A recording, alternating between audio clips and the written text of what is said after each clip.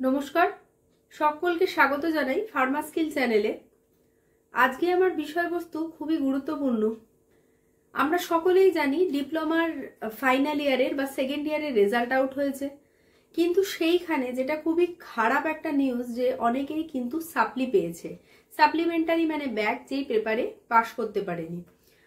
তো আজকে জেনে নি যে কি কটা বিষয়ে সাপ্লি পেলে কি হতে পারে, তারপরে কতদিন পরে এক্সাম হবে।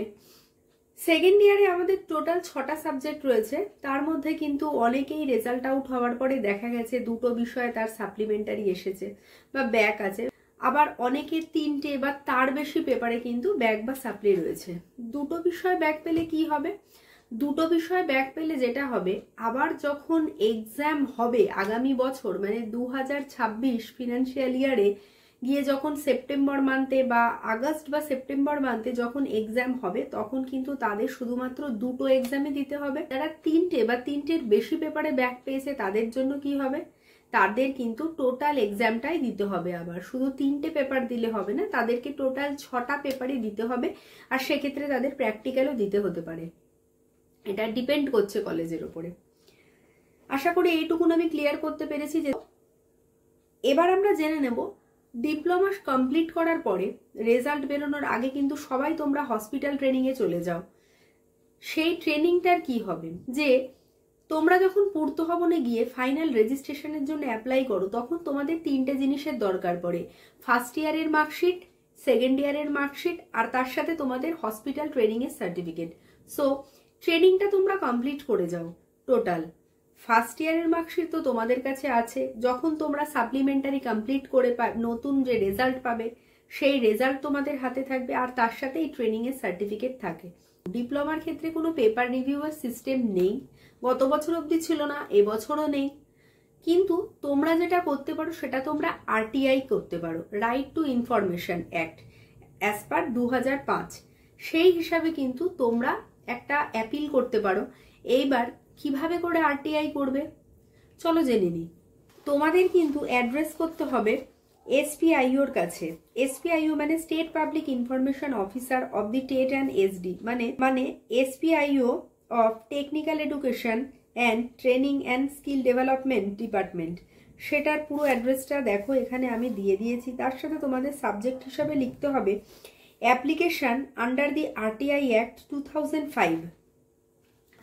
এইবার বডিতে কি লিখবে, respected sir or madam, I ধরে নিই এখানে তোমার নাম শ্যামল ঘোষ। ওকে, তাহলে এবার হবে I Shyamal Ghosh here by request information under the provision of the right to information act 2005।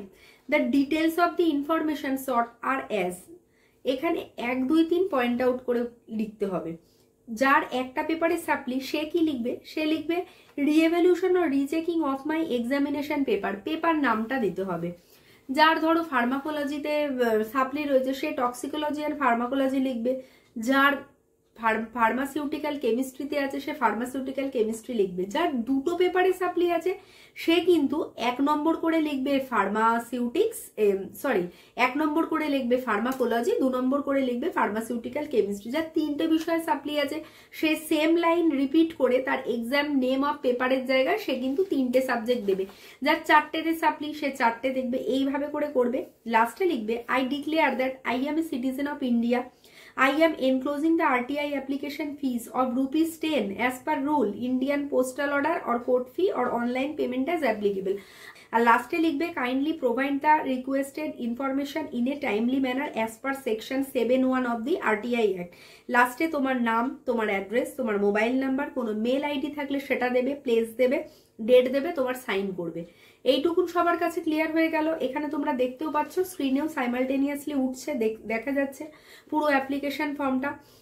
RTI এর জন্য যেটা বলেছি 10 টাকার একটা স্ট্যাম্প পেপারের দরকার পড়ছে, যেই স্ট্যাম্প পেপার কিন্তু তোমরা কোর্ট এরিয়ায় যে কোনো জায়গা থেকেই পেয়ে যাবে। এই স্ট্যাম্প পেপারটা কিন্তু নন জুডিশিয়াল স্ট্যাম্প পেপার, ঠিক আছে। এবার প্রশ্ন হচ্ছে এই স্ট্যাম্প পেপারে আমি কি লিখবো। স্ট্যাম্প পেপারে লিখতে হবে ওই একই অ্যাড্রেস, আগে যেটা করেছিলে এসপিআইওর কাছে যেটা করেছিলে, বা অ্যাসিস্ট্যান্ট এসপিআইও বা অ্যাসিস্ট্যান্ট সেক্রেটারি আরটিআই এর কাছে যেটা করেছিলে সেম অ্যাড্রেস হবে। সাবজেক্ট তোমাদের সেম থাকবে। এইবার লিখবে রেসপেক্টেড স্যার বা ম্যাডাম, তোমার নাম লিখবে আই, তোমাদের যা নাম আছে XYZ নিয়ে hereby request information under the provision of the Right to Information Act 2005. The details of the information sought are as follows. Same কোন পেপারে তোমাদের সাপ্লি আছে, একটা থাকলে একটার নাম লিখবে, দুটো থাকলে দুটো লিখবে, তিনটে থাকলে তিনটে লিখবে, লিখে দেবে।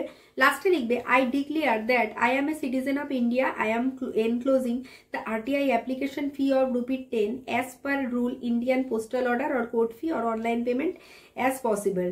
Kindly provide the requested information in a timely manner as per section 7(1) of the RTI Act.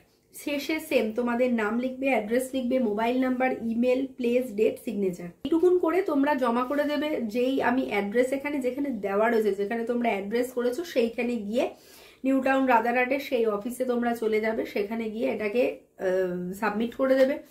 আর তারপরে নিশ্চয়ই তোমরা 10-20 থেকে 30 দিনের মধ্যে তার একটা ফিডব্যাক অবশ্যই পাবে। আর আমি এই ফরম্যাটটা মুখে বলে দিলাম তার কারণ এটা কিন্তু আমার হাতে লেখা, যাতে করে তোমাদের কোনো রকম কোনো জায়গায় বুঝতে অসুবিধা হলে তোমরা কিন্তু ভয়েসের মাধ্যমে এটা শুনে বুঝতে পারো। এরপরেও কোনো অসুবিধা থাকলে আমাকে পার্সোনালি মেল করতে পারো songitapharma4@gmail.com এ। RTI এর পরে যদি তোমাদের সাপ্লি পেপার ক্লিয়ারের জন্য সাপ্লি পেপার যদি তাও তোমাদের যদি কোনো সাপ্লি থেকে থাকে সেটা ক্লিয়ার করার দায়িত্ব কিন্তু অনেকটাই চলে আসে আমার ওপরে। সেক্ষেত্রে তোমরা ফার্মা স্কিল চ্যানেলটাকে ফলো করবে, সেখানে subject wise chapter wise study video upload করি। তোমাদের সাপ্লি পেপার ক্লিয়ার করার জন্য কিন্তু রিকোয়ার্ড যে নোট আছে সেগুলো আমি প্রোভাইড করে দেবো। সেগুলো সপ্তাহে এভরিডে যদি 1 ঘন্টা করেও তোমরা ফলো করো তাহলে যথেষ্ট ভালো মার্কস নিয়ে কিন্তু তোমরা আগামীতে সাপ্লি পেপার ক্লিয়ার করতে পারবে। ধন্যবাদ এই অবধি, সকলকে বেস্ট অফ লাক জানাচ্ছি।